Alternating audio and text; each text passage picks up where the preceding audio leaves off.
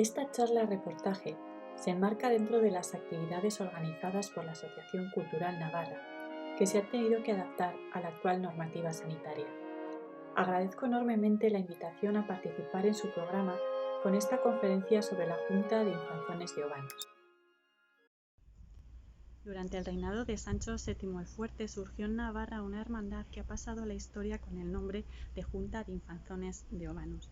Y qué mejor sitio que esta villa de Obanos que le dio nombre para conocer sus secretos. La Junta nació hacia el año 1220, cuando un grupo de infanzones, labradores y clérigos se unieron para hacer frente a los desmanes y abusos de poder del rico hombre don Yenego Martínez de Subiza. La justicia en aquellos siglos era lenta y los litigios se podían alargar tremendamente en el tiempo. Además, la persecución de los malhechores y poderlos llevar ante la justicia dependía de la capacidad adquisitiva y de los intereses de tenentes y de alcaldes en Navarra para organizar mesnadas. La Junta vino a cubrir en parte estas necesidades.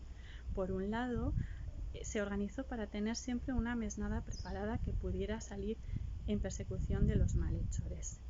Y por otro, agilizó de manera tremenda la justicia, puesto que en muchas ocasiones se celebraron juicios sumarísimos en el mismo sitio donde se encontraba al delincuente, y de manera que se dictaba sentencia enseguida, incluso se ejecutaba esta de inmediato.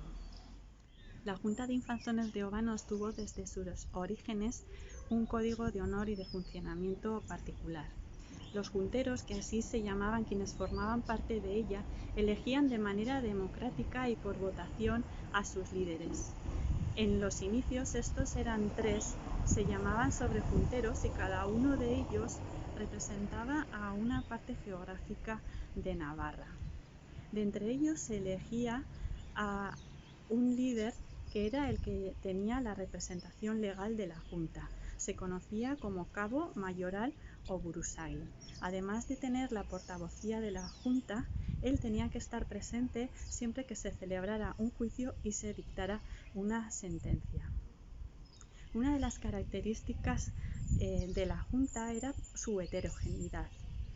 Lo habitual en la Edad Media era que las gentes se unieran dependiendo de el estamento social al que pertenecieran. Por ejemplo, en gremios que tenían un mismo interés.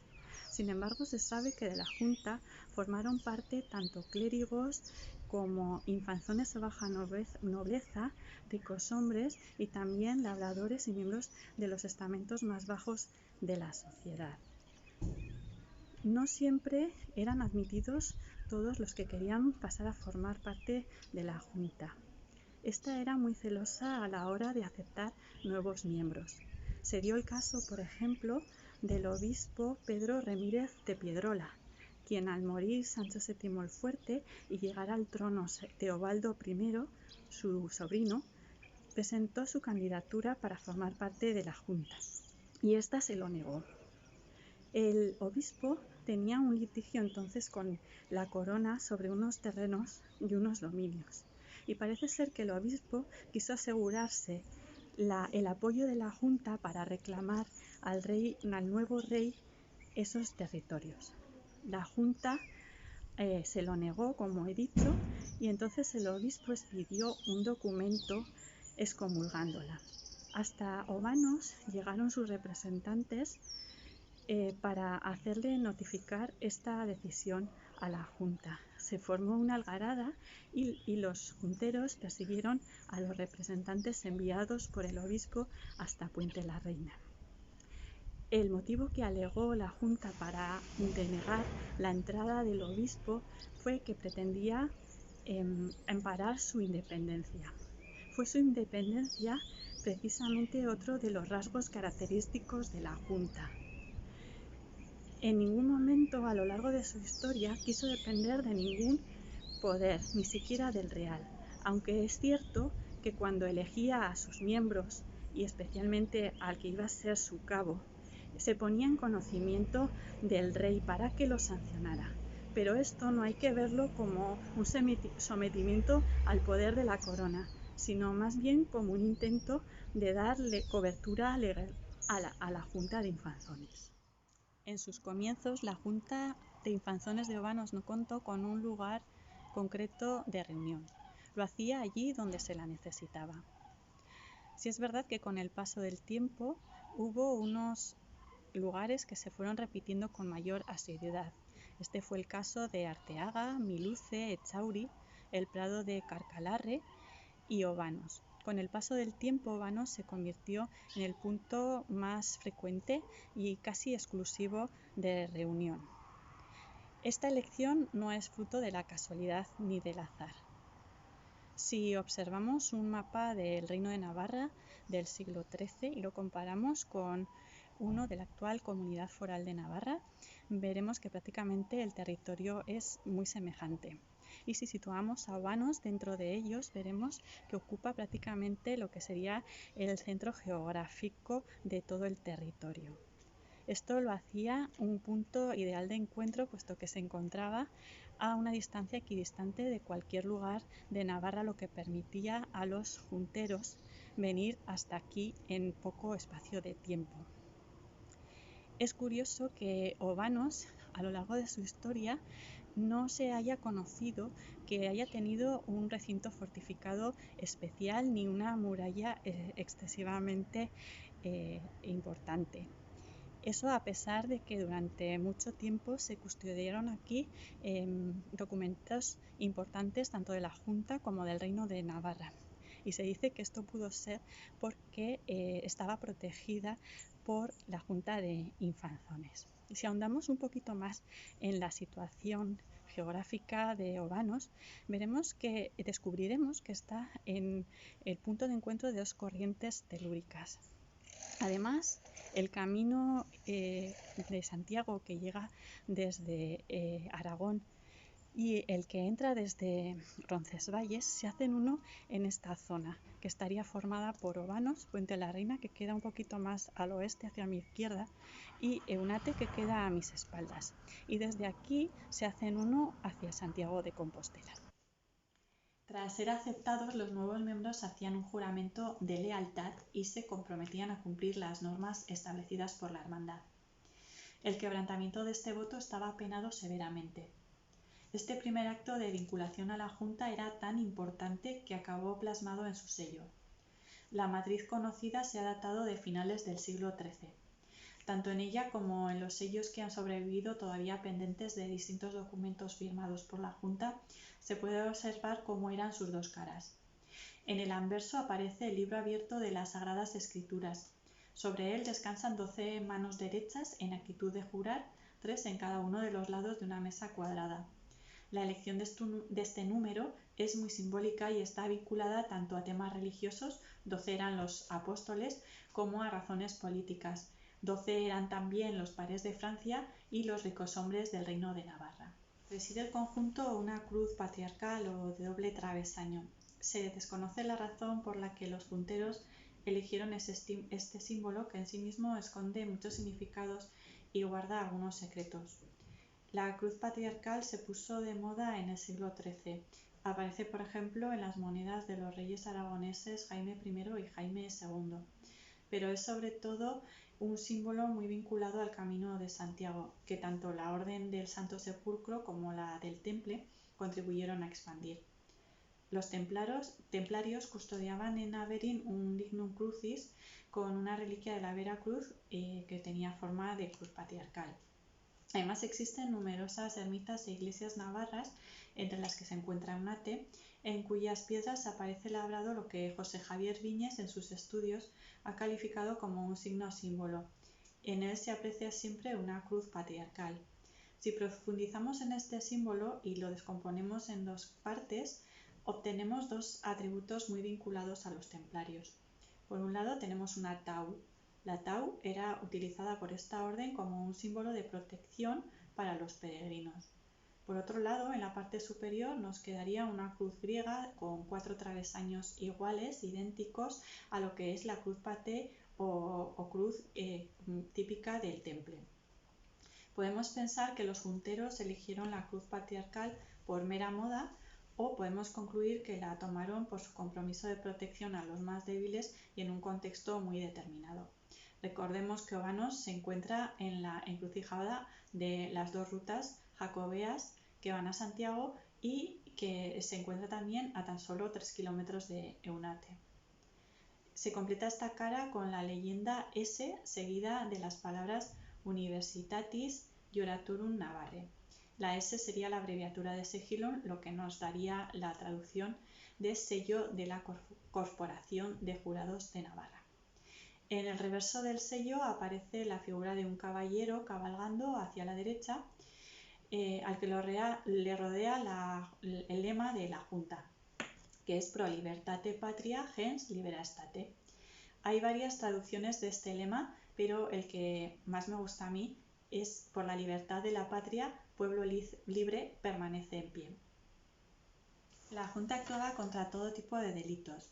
Se les vio intervenir en casos de robos como de cereales o de animales, en casos de raptos e incluso de asesinatos. Su forma de proceder era la siguiente: se localizaba el malhechor y se le conminaba a enmendar el daño ocasionado. Este tenía derecho a solicitar un fiador, pero no lo elegía él, sino que era la propia Junta la que lo hacía en su nombre. Si el malhechor rechazaba el fiador propuesto, entonces debía pagar 30 sueldos de penalización. Si todo transcurría con normalidad y el infractor resarcía su falta, la Junta terminaba aquí su intervención. Pero si el malhechor se negaba a reparar los daños ocasionados, los junteros pasaban a la acción. El cabo movilizaba entonces a sus hombres llamándolos a las armas, en lo que se conocía como izar apellido. Entonces ponían sitio y saqueaban las posesiones del malhechor si las tenía, para cobrarse los gastos y retribuir a la persona que había sufrido el atropello. En casos extremos llegaron incluso a incendiar sus posesiones. Cuando el delito era grave, imponían la pena de muerte, ejecutando la sentencia bien por ahorcamiento o en la hoguera. Ciertamente, en algunos momentos se dieron abusos por parte de la Junta. Se celebraron juicios y ejecuciones sin la presencia del cabo, algo que iba contra sus propios estamentos. Y el propio García Almoravid, primer burusagi de la Junta, fue retirado de sus funciones por sus abusos, teniendo que intervenir el rey a petición de los junteros para apartarlo de su cargo. La Junta de Infanzones llegó a ser tan importante como para ocupar un asiento en las Cortes, pero lo cierto es que durante sus 100 años largos de vida pasó por varias etapas y muchas vicisitudes y altibajos. Durante el reinado de Sancho VII el Fuerte, la Junta mantuvo sus objetivos primigenios, que eran defenderse mutuamente frente a los abusos de poder y mantener la paz. Se puede decir que hubo cierta colaboración y tolerancia entre la hermandad y la corona. A fin de cuentas, al rey le convenía que la justicia funcionara bien. Hasta nuestros días han llegado los nombres de los primeros burusagi: el ya nombrado García Almoravid, al que siguieron Lope Arceiz de Arce, Miguel de Grez y Sancho Fernández. Su situación comenzó a cambiar con la llegada de la Casa de Champaña al trono navarro. Los reyes champañeses estaban muy vinculados con la Casa Real francesa y sus costumbres diferían de las navarras. Para ellos, la Junta constituía una limitación de su poder y una usurpación de sus competencias feudales. Teobaldo I llegó incluso a sobornar a algunos junteros para que no convocaran a la Junta y consiguió la excomunión de la hermandad de manos del Papa. Durante esta época, los objetivos de la Junta no fueron solo el ejercicio de la justicia, sino la defensa de los fueros, que veían en peligro por el desconocimiento de los nuevos reyes de los usos y costumbres de Navarra. Durante esta época se vivió un distanciamiento entre la corporación y la corona, y los nombramientos de sus líderes se hicieron ya sin el consentimiento del rey. Con la llegada al trono de los Capeto, el hostigamiento a la Junta fue todavía mayor. En 1281, los reyes Felipe I y Juana I encargaron a Guerín de Ampleyus, su gobernador en Navarra, que investigara a la Junta, y su intención no era otra que demostrar su carácter ilegal y disolverla. Estas pesquisas iniciadas contra la hermandad son, sin embargo, las que nos han permitido conocer su funcionamiento. En total se han llegado hasta nuestros días 104 testimonios tomados por el abad de San Salvador de Leyre y don Pedro de Aldaba por orden del gobernador. Estos testimonios corresponden a las merindades de las montañas y de la ribera, siendo curioso que entre la documentación que nos ha llegado falte la correspondiente a las otras merindades que ya en tiempos de Teobaldo I funcionaban como tales. Tal vez estas declaraciones se hayan perdido o tal vez nunca se tomaron. Como consecuencia de esta investigación, muchos junteros fueron amenazados y obligados a apartarse de la Junta, teniendo que funcionar esta en la clandestinidad, y lo que hacía era resurgir en breves periodos de tiempo. Durante el reinado de Luis el Útil, Remiro de Beortegui y Martín Pérez de Janariz fueron perseguidos por las fuerzas del gobernador Enguerrán de Villiers y el inquisidor Millón de Novers, siendo finalmente ahorcados a los pies de Leguín. La actividad de la Junta desapareció durante el reinado de Juana II y Felipe de Bret. En 1329, tras ser coronados, los nuevos reyes obligaron a depositar el cofre que custodiaba los documentos de la Junta en el convento de San Jaime de Pamplona. Este convento estaba situado en los terrenos que hoy ocupa el Palacio de Navarra y se extendía hasta el comienzo del Paseo Sarasate, donde se encuentra el edificio que durante mucho tiempo albergó el Banco de España. Pertenecía a los dominicos desde comienzos del siglo XIII y se había edificado sobre un antiguo templo dedicado al apóstol Santiago, que la tradición dice había mandado erigir el propio Carlomagno en el verano del año 778. En el mes de octubre de 1342, Miguel Jiménez, abad de Aldaba, el capellán Lope de Obanos, Juan López de Lerruz y Pedro García de Laviano se hicieron con este cofre que en los documentos aparece referido como caiseta. En cuanto Felipe, el arzobispo de Sens y lugarteniente del rey en Navarra, tuvo conocimiento de estos hechos, los interrogó personalmente. Aunque todos afirmaron que habían obrado sin malicia y por ignorancia, no podemos desechar la posibilidad de que intentaran revivir otra vez la Junta. El rey andaba por entonces recaudando impuestos para sus campañas militares. En este caso nos encontraríamos ante los últimos junteros de la Junta de Infanzones de Obanos. El lugarteniente les obligó a devolver tanto el cofre como su contenido. El acto tuvo lugar el día 13 de octubre. Entre los objetos que se guardaban en esta caja se encontraba la matriz del sello de la hermandad, perfectamente protegida en un estuche de cuero vermelho cerrado. También había varias cartas. Entre estas últimas se hallaba una perteneciente a Felipe Ferrandiz, señor de Castro, y a su mujer Urraca de Haro, en cuyo contenido se explicaba que ambos entraban en la hermandad de dicha junta. La menciona doña Urraca como juntera no hace sino reforzar el carácter abierto e independiente de esta organización a lo largo de toda su historia. El cofre estaba guardado por 5 llaves. Una vez que se hubo comprobado que los infractores habían devuelto todo su contenido, se volvió a cerrar. El arzobispo añadió 2 cerraduras más a las 5 originales y obligó a Miguel Jiménez, en nombre de todos sus compañeros, a entregar las llaves, que fueron depositadas en la tesorería del rey. La caiseta quedó custodiada por los dominicos en el mencionado convento de San Jaime, con la orden expresa de que nadie nunca la volviera a abrir. Al acto asistieron numerosos testigos, entre los que se encontraba don Martín Sánchez de Arteiz, enfermero de la Catedral de Pamplona, y el alcalde en la corte, el maestre Esteban de Rosas. Desapareció así la hermandad que labradores, infanzones y clérigos habían creado un siglo antes para defenderse de las tropelías de don Yenego Martínez de Subiza. A pesar del tiempo transcurrido, las huellas de la Junta de Infanzones de Obanos no se han borrado del todo en Navarra. Y es curioso que los lugares donde permanecen estas huellas están vinculados con su origen y con su final.